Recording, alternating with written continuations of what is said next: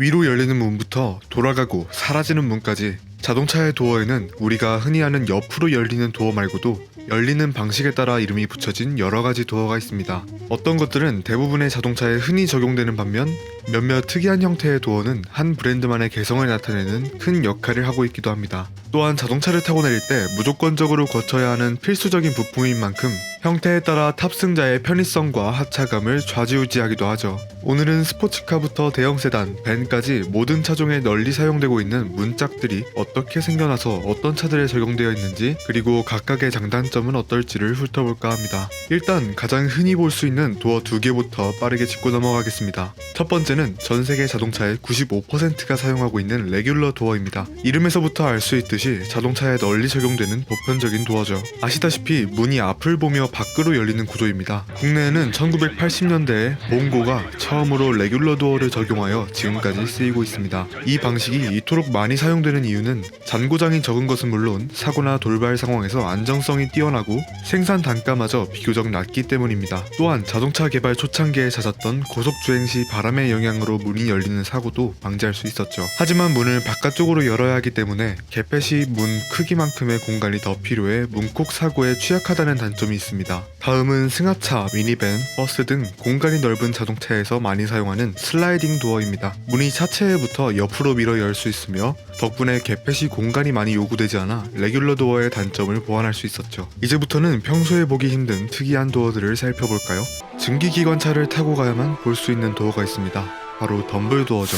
먼저 시저 도어입니다. 다음에 나올 특이한 도어들보다는 그나마 여러분들이 많이 들어보셨을 거라 생각하는데요. 람보르기니의 상징으로도 많이 알려져 있죠. 도어 뒤쪽이 하늘을 향해 수직으로 들어올려져 가위와 같은 형상을 띠어 가위를 뜻하는 시저라는 이름을 갖게 되었습니다. 1968년 이탈리아의 알파 로메오라는 브랜드가 컨셉트카로 최초 시도를 했었고, 람보르기니가 양산차에 적용해서 지금까지 고가 라인업에 적용시켜 오고 있습니다. 람보르기니가 시저 도어를 적용한 모델로는 1971년 생산된 쿤타치로 시작해서 디아블로, 무르시엘라고 지금의 아벤타도르까지 쭉 이어져 온 모든 12기통 플래그십 모델들이 있습니다. 한정 생산되었던 모델로는 레벤톤, 베네노, 센테나리오, 시안 등이 있습니다. 부가티에서는 1992년 람보르기니의 디자이너가 참여했던 EB110이 시저 도어를 달았던 적이 있었고, 르노의 초소형 귀요미, 트위지는 가장 싼 가격에 시저 도어를 단 자동차가 되었죠. 시저 도어는 후방 카메라가 없던 당시에 문을 열고 고개를 내밀어 뒤를 확인하는 방법이 최선이라고 여겨져 고안된 디자인입니다. 전복 시 안정성이 일반 도어들보다 낮지만 좁은 공간에서도 자유롭게 타고 내릴 수 있다는 장점이 있습니다. 물론 가장 큰 장점은 간지겠죠. 다음은 이 시저 도어와 많이들 헷갈려 하시는 걸빙 도어입니다.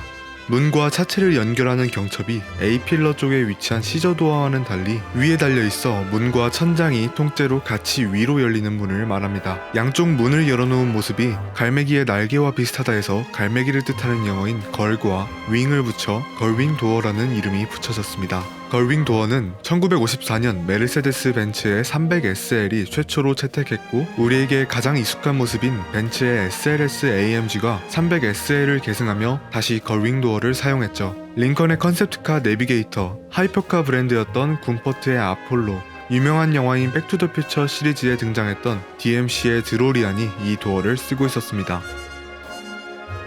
또 수제작 하이퍼카로 유명한 파가니가 와이라의 이 도어를 적용해 예술성에 한몫을 더하기도 했습니다. 걸윙 도어는 개폐 시 천장까지 열려버리기 때문에 다른 도어들보다는 승하체가 편할 수는 있으나 손잡이 역시 문에 붙어있기 때문에 탑승한 채로 문을 닫으려면 거의 일어나다시피 해서 손잡이를 끌어잡아야 한다는 불편함이 있습니다. 또한 천장 대부분이 문의 일부인지라 본래 자동차에서 천장이 담당하는 차체 강성 확보의 기능을 상당 부분 상실한다는 단점이 있으나 간지가 나잖아요.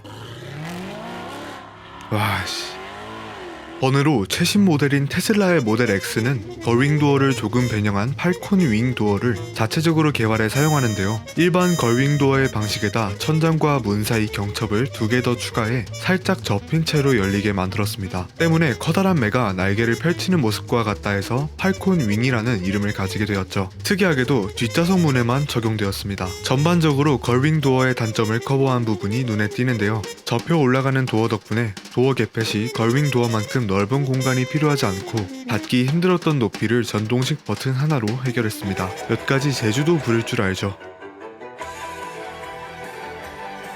다음은 비교적 여러 브랜드들이 사용하고 있는 버터플라이 도어입니다. 경첩이 레귤러 도어나 시저 도어처럼 앞에 위치하지만 45도 꺾인 상태로 달려있어 도어가 전방 45도를 향해 열리게 되는 방식입니다. 이때 열려있는 모습이 나비의 날개를 닮아 버터플라이 도어라고 불리죠. 1968년 알파 로메오의 33 스트라달레가 처음 이 날개를 적용했고 이후에 BMW의 i8, 페라리의 엔초 페라리, 라페라리, 벤츠의 SLR 맥라렌과 맥라렌의 모든 모델, 스파이커의 C8과 C12, 도요타의 세라, 살린의 S7, 데본의 GTX, 그리고 벤틀리, 푸조, 토요타, 포르쉐 등의 레이싱카에 적용되고 있습니다.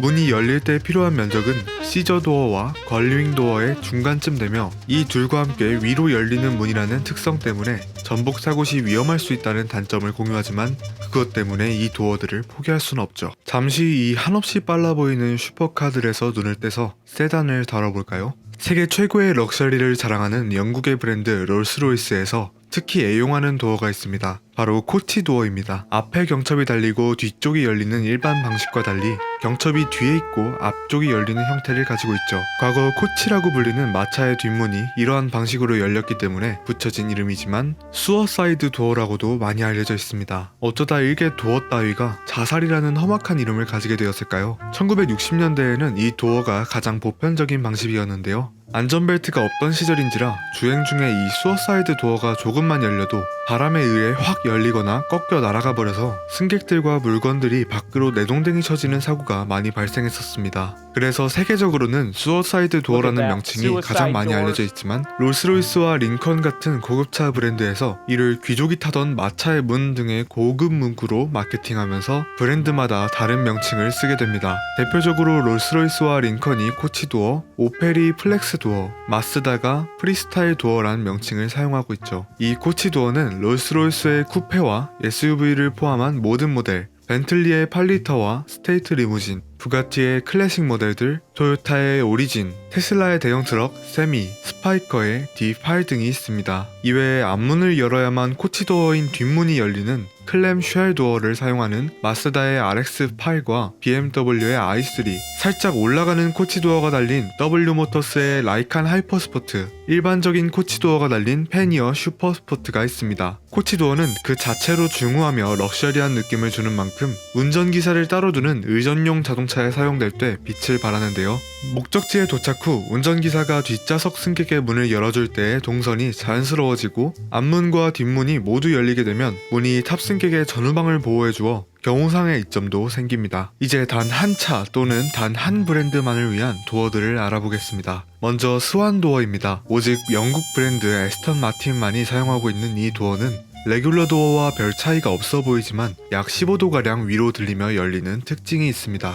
이 모습이 마치 백조가 우아하게 날개를 펼치는 모습과 흡사하여 백조를 뜻하는 스완도어란 이름을 갖게 되었습니다. 낮은 지상고를 가진 에스턴 마틴의 차들이 옆에 턱이 있는 도로변 등에 편히 주차할 수 있게 만들어졌죠. 에스턴 마틴의 차량 이외에도 헤네시의 베놈 GT, 천장이 없어 걸윙도어를 달 수 없었던 파가니의 와이라 로드스터 등의 차들이 가끔 사용했던 적이 있으며 컨셉트카로는 닛산의 RG, 베레톤의 누치오, 람보르기니의 아스테리온, 도요타의 NS4가 있습니다. 최고 시속이 무려 85km에 15마력이라는 어마무시한 힘을 가진 이세타라고도 불리는 BMW의 250은 놀랍게도 차의 앞이 열리는 문을 갖고 있었습니다. 스웨덴의 하이퍼카 제조사 코닉세그는 이름도 형태도 참 신기한 도어를 사용하고 있는데요. 이 도어의 이름은 다이히드럴 싱크로헬릭스 액추에이션 도어이며 시저 도어처럼 90도 위로 꺾이긴 하지만 도어 자체가 아예 차 밖으로 나오며 이 방식은 자동으로 이루어집니다. 역시 낮은 지상고의 불편함을 없애기 위해 제작되었으며 이 도어를 가진 차들의 평균 가격은 30억 원 정도입니다. 오직 컨셉트카들에만 적용되는 도어인 캐노피 도어는 실제 전투기에서 사용하는 방식을 가져왔는데요. 차량의 앞유리와 천장,